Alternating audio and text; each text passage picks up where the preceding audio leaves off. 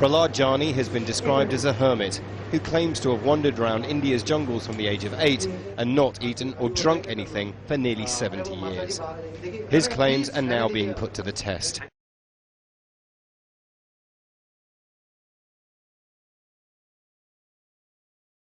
Prahlad Jani has been described as a hermit who claims to have wandered around India's jungles from the age of 8 and not eaten or drunk anything for nearly 70 years.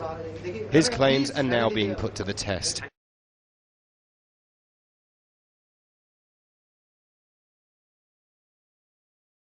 Prahlad Jani has been described as a hermit who claims to have wandered around India's jungles from the age of 8 and not eaten or drunk anything for nearly 70 years.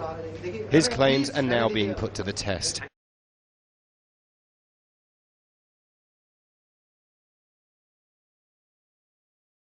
Prahlad Jani has been described as a hermit who claims to have wandered around India's jungles from the age of 8 and not eaten or drunk anything for nearly 70 years.